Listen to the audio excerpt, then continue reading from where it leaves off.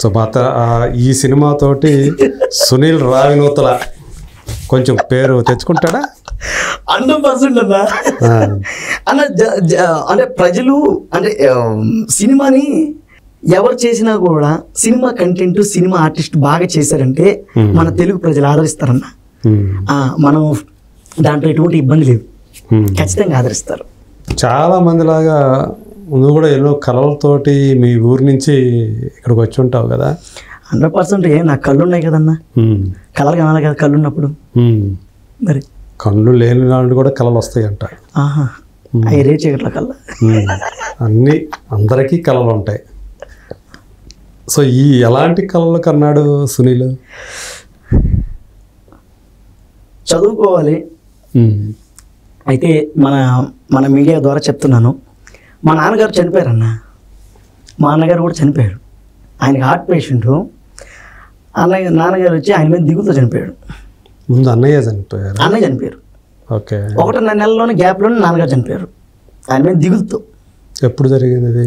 అదే ఏంటది 13-14 ఏళ్ళు అయింటుంది. చాలా ఎంగేజ్ లో చనిపోయాడు అన్నయ్య. చాలా ఎంగేజ్. ఎందుకు? దిగులు. అన్నయ్య heart patient, open heart surgery చేయించి ఫెయిల్ అయిపోయింది. అంత చిన్న వయసులో ఎందుకో అంటే ఫస్ట్ 3-4 సార్లు ఇది ఇక్కడ నుంచి బైపాస్ ఏదో పంపిస్తారు, అది చేయించారు. ట్యూబ్ లాగా అది చేయించారు అన్నయ్య.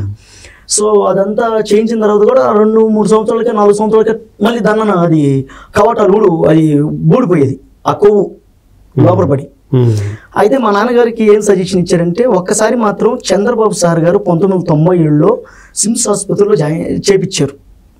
స్వయంగా బాబు గారే ఫోన్ చేసి చేపించారు ఒకసారి ఆపరేషన్. మిగతా 3 సార్లు మా నాన్నగారు చేయించారు. ఈ మనకి ఏదో పొలాలు గిలాలు ఉంటే దాన్ని అమ్మేసేసి టోటల్గా అన్నయ్య గారికి చేయించారు. లాస్ట్ సారి ఓపెన్ హార్ట్ సర్జరీ చేయించేశారు, పోతే పోయిందని. అది ఫెయిల్ అయిపోయింది. అయ్యా, అప్పుడు అన్న వయసు ఎంత? 24-25 ఉంటాయి. అంటే చిన్నప్పటి నుంచి ఏమైనా డిఫెక్ట్ ఉందా? చిన్నప్పటి నుంచే ఉంది.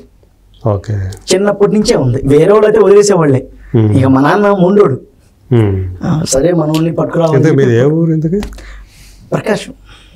ప్రకాశం జిల్లా రావినూతల. అదే ఇంటి పేరు? ఊరి పేరే ఇంటి పేరు. అదే ఊరి పేరే. అమ్మగారిది నెల్లూరు. ఓకే. ఇద్దరులో మ్యారేజ్. ఇక్కడ డ్రామా ఆర్టిస్టులుగా మీకు తెలిసిందే. అట్లా చేస్తూ అక్కడి నుంచి డ్రామాలు చేస్తూ తర్వాత వరంగల్లో అన్నయ్య కూడా ఆడేవాడు అప్పుడు. అన్నయ్య కూడా డ్రామాలో చేసేవాడు. ఓకే. నాకు వచ్చింది. ఓకే, నా ఒక్కడికే వచ్చింది. అన్నయ్య చదువుకున్నాడా? లేదు, ఆయన 7th దాకా పోయాడు అంతే. అంటే ఆయన మొదటి నుంచి అనారోగ్యమేనా? మొదటి నుంచి అనారోగ్యం. ఆయన పుట్టికే అనారోగ్యం. ఓకే. సో అప్పుడు దాకా బతికించుకున్నారు అన్నమాట. బతికిచ్చాడు నాన్నగారు, బతికిచ్చారు. కానీ అది నా పరమశివుడు అనుగ్రహం లేకుండా పోయింది. మేము అట్లా కట్ అయిపోయింది. అయితే ఇంకా అక్కడి నుంచి ఏమైందంటే, అమ్మగారు నాన్నగారు డ్రామాలు అవి చేస్తూ, నాటకాలు, వీధి నాటకోత్సవాలు అవన్నీ చేస్తూ కూడా అటు నుంచి ఇటు వరంగల్లో ఉన్నాం, హైదరాబాద్కి వచ్చాం, మళ్ళీ ఇటు తిరుగుతూ ఉండేవాళ్ళు. ఓకే. సో అందువల్ల ఏంటంటే, నాటకాలు వీళ్ళతో పుట్టి పెరిగి తిరుగుతూ ఉండడం వల్ల నాకు అది సంక్రమించింది. అది వంట పట్టేసింది.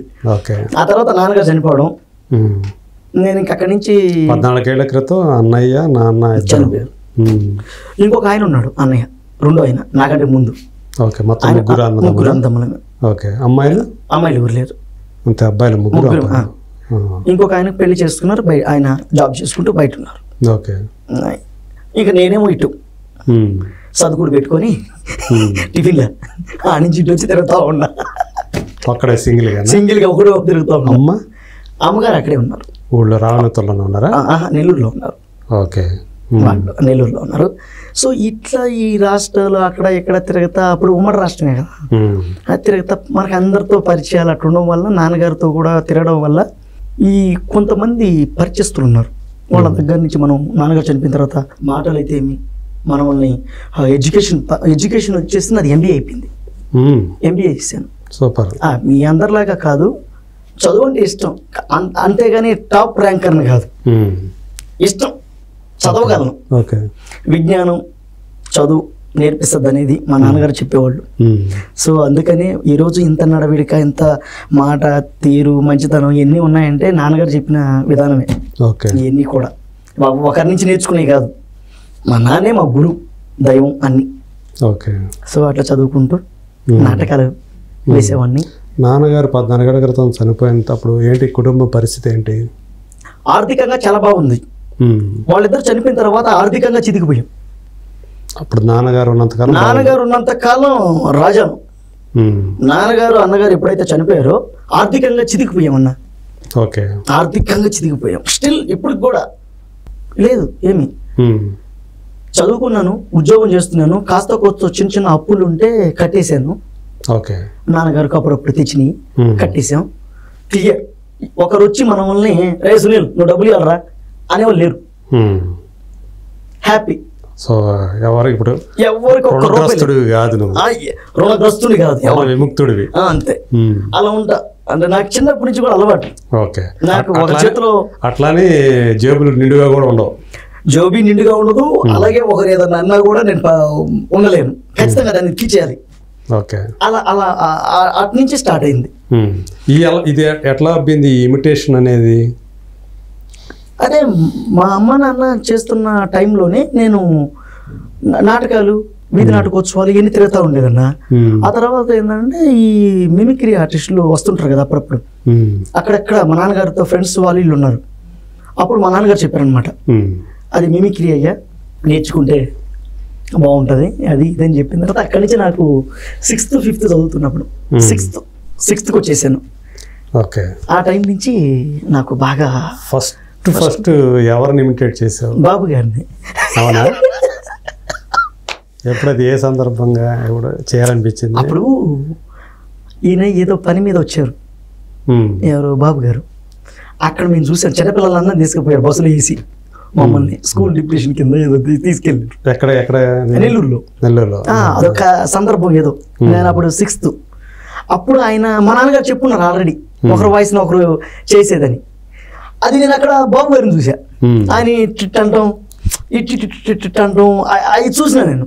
చూసి ఇప్పుడు ఈయన అంటే ఇంకోటి ఆ హడావిడి, కారులోంచి దిగడం, సెక్యూరిటీ, ఆ గన్స్ పట్టుకొని అట్లా అందరినీ ఇట్లా సీఎం మనకు తెలియదు, సీఎం ఆ రేంజ్, ఇట్లా జనాన్ని ఇటు నెట్టేసేసి ఆయన మధ్యలో నడవటం, అంటే ఒక ఇంపార్టెంట్ పర్సన్ అనేది ఒక ఐడియా ఉంది మైండ్ లో. చేస్తే ఇలాంటి వ్యక్తిని చేయాలరా అనుకునేది. అక్కడి నుంచి స్టార్ట్ చేసిన అన్న. మొదట ఆయన్ని ఇమిటేట్ చేశాను. ఫస్ట్ చంద్రబాబు గారిని ఇమిటేట్ చేశాను. అక్కడి నుంచి ఊరినే వాయిస్ వచ్చేది లేదు. డిగ్రీ ఫస్ట్ ఇయర్ వాయిస్ వచ్చింది.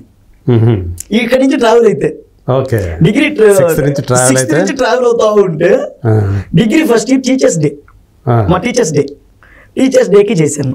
అప్పుడు నేను పాడబడాను.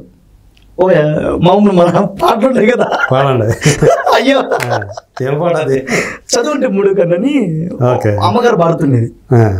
చదువు అంటే 3వ కన్ను ఓ విద్యార్థి, చూపును అది సమస్త విశ్వం ఓ విద్యార్థి, చదవాలిరా ఎన్ని ఆటంకాలు వచ్చినా, చదువు లేకపోతే మన బ్రతుకు పెద్ద సున్నా, చదవాలిరా ఎన్ని ఆటంకాలు వచ్చినా, ఆలోచన పెరిగింది చదువు వల్లనే, వివేచన కలిగింది చదువు వల్లనే, అందమైన ప్రకృతిలో ఆనందం చదువురా, అనుభవించు సౌకర్యం చదువు చేతి భిక్షరా, చదవాలిరా ఎన్ని ఆటంకాలు వచ్చినా, చదవాలిరా. ఇప్పటికే గుర్తుంది అది. అట్లా సూపర్. అట్లా అప్పుడు దాకా పాటలు పాడేవాడిని. ఈ టీచర్స్ డేలో ఎప్పుడు మా కాలేజీలో ఏదైనా కల్చరల్ యాక్టివిటీస్ జరిగినా ముందు నేనే. మనకు చదువు తప్ప అన్నీ వచ్చు, చదువు తప్ప అన్నీ వచ్చు అన్నమాట. అన్ని యాక్టివిటీస్ ఉంటాయి, అన్ని యాక్టివిటీస్ ఇది రాదు. అదే చదివేవాడిని. అంత బ్యాక్ బెంచ్ స్టూడెంట్ అనమాట. అదే ఓ అటు నుంచి అటు క్లాస్ జరుగుతాడు, ఇటు నుంచి వెనక్కి పారిపోవటం. పేపర్లు వేసి ఇది మన బ్యాచ్. అయితే బాగానే ఉంది. కానీ యాక్టివిటీస్ ఏదైనా కల్చరల్ యాక్టివిటీస్ జరిగితే మనం ఉండేది ఫస్ట్. ఓకే వాడు నాన్న సునీల వాడు పిలవడం రా అనేది మా ప్రిన్సిపాల్ శ్రీనివాస్ గారు, శశికాంత్ రెడ్డి అన్న కరస్పాండెంట్. అయితే అప్పుడు దాకా నేను పాటలు పాడతానని తెలుసు కానీ ఇలా మిమిక్రీ చేస్తానని తెలియదు ఎవరికి. అప్పుడు మైక్లో ఈ పాట పాడి తర్వాత వెంటనే బాబు గారు, హై ఫ్రెండ్స్, ఇప్పుడు దాకా మీరు నన్ను చిన్న చిన్న పాటలు పాడుతుంటే చూస్తారు, ఇప్పుడు నేను బాబు గారు చంద్రబాబు గారు ఇంటర్వ్యూ చేస్తాను, మీరు అందరూ ఒకసారి చూడని చెప్పి అప్పుడు మైక్లో అందరూ స్టన్ను. సునీల ఏం చేస్తాడు మా ఫ్రెండ్ గారు, అరే ఏంటి ఎట్లా తగులుకున్నావు నువ్వు మాకు అని వాడు, ఉన్నట్రా చేస్తానని చెప్పేసి అప్పుడు మైక్ తీసుకొని ఇదే మాదిరిగా చూస్తూ ఉంటే ఈరోజు టీచర్స్ డే అంటే చాలామంది విద్యార్థుల్ని తీర్చిదిద్దేటువంటి ఉపాధ్యాయులు, ఇదే మాదిరిగా మనం ముందుకెళ్ళాలి, మీరందరూ బంగారు భవిష్యత్తుని తీర్చిదిద్దే అవకాశం మన టీచర్స్ మనకి ఇచ్చారు, వాళ్ళు మనకి ఎంతో విజ్ఞానం నేర్పిస్తారు, దాన్ని మనం మెదడులో పెట్టుకొని ఒక విజనరీతో ఆలోచించి ఇదే మాదిరిగా ముందుకెళ్ళాలి, జయ జన్మభూమి వెళ్ళొస్తాను ఇలా మాట్లాడినా. అసలు అంటే మా కరస్పాండెంట్ అన్నా మా శ్రీనివాస్ సారు వీళ్ళంతా షాక్ అయిపోయి, అరే సునీల్ ఎప్పుడు చూసారు ఇదా ఆయన పక్క మన లోకల్ లాంగ్వేజ్ మాట్లాడతారు మా కరస్పాండెంట్ సార్, ఇది ఎప్పుడు నేర్చుకున్నారు నువ్వా?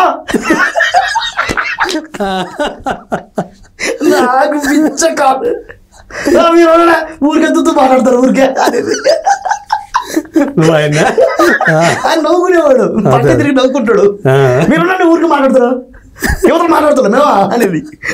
అసలు ఎంత కామెడీ సార్ వాళ్ళు, అట్లా వినిపించేసేది.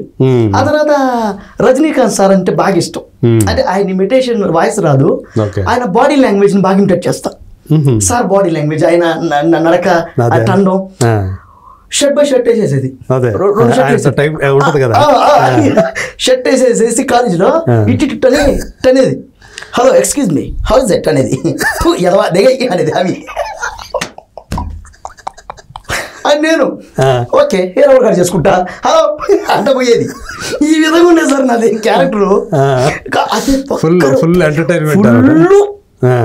నన్ను తిట్టేవాళ్ళు, మళ్ళీ నేను లేకపోతే ఉండేవాళ్ళు కాదు, అందరూ నన్ను తిట్టేవాళ్ళు, మళ్ళీ నేను లేకపోతే అమ్మవారే గారు పిలవండి బాబు కాలేజీకి, లేకపోతే ఏమి ఉండదు ఉండదు, అదే పెప్ లేదు, ఫ్లేవర్ ఉండదు. అట్లా నన్ను బాగా తీసుకొని నేను బాగా ఎంటర్టైన్మెంట్ చేసేవాడిని. ఈ నాటకాలు, ఈ మైల్ ఫకీర్ నాటకం, అలాంటి ఈ బాలయ్య బాబు గారు, తర్వాత బాలయ్య బాబు గారు నేర్చుకున్నాను. బాలయ్య బాబు గారు అంటే చాలా ఇష్టం నాకు. బాలకృష్ణ బాబు గారు అంటే చాలా ఇష్టం. ఇండస్ట్రీలో అడుగుపెట్టింది ఫస్ట్ ఆయన అంటేనే పిచ్చిష్టం. ఓకే, అందరికీ నమస్కారం. ఈరోజు చలనచిత్ర పరిశ్రమలో ఎన్నో కార్యక్రమాలు జరుగుతున్నాయంటే దానికి కారణం నాన్నగారు. నిజంగా టీచర్స్ డే అంటే గురువులు,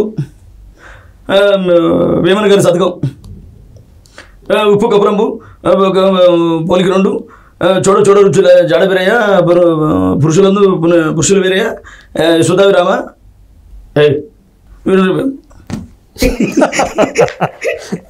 ఇట్లా చేసేవాళ్ళం.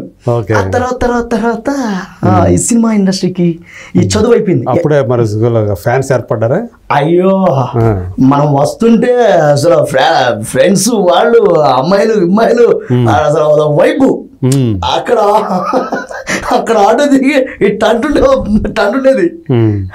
ఎప్పుడు చూసినా ఇటు జోబులో చేయలు హలో ఎక్స్క్యూజ్ మీ అనేది ఆడవాళ్ళని, అమ్మాయిలు పోతుంటారు కదా, hello excuse me I'm coming, wait అనేది. అంటే వాళ్ళకి నా విధానం తెలుసు కాబట్టి నన్ను సీరియస్గా తీసుకునేవాడు కాదు, లేకపోతే కొడతారు. అయితే నేను ఇంకోటి చేసిన అన్నయ్య, మాది డిగ్రీ ఇంటర్మీడియట్ ఒకే కో ఎడ్యుకేషన్ కాలేజీ మాది కదా. ఇంటర్మీడియట్లో ఎవరు జాయిన్ అయినా వాళ్ళకి హైలీ చెప్తుండేవాడిని. అదొకటి ఉంది నాకు, ఎవరైనా జాయిన్ అవని నాకు బాగా ఇష్టపడ్డాను అనుకోండి ఐ లవ్ చెప్పేసేది వాళ్ళకి. వాళ్ళు ఎంతమంది ఓకే అన్నారు, ఎంతమంది కాదన్నారు, ఎంతమంది కొట్టారు. ఎవరైతే చూస్తానో వాళ్ళకి ఐ లవ్ చెప్పేసేది. గంట కొట్టడం వెళ్ళిపోయేది. వాళ్ళకి 2 రోజులు చూసేది, నడుచు బాగా ఈ మాత్రం నుంచి ఆ దూరం ఉండేది.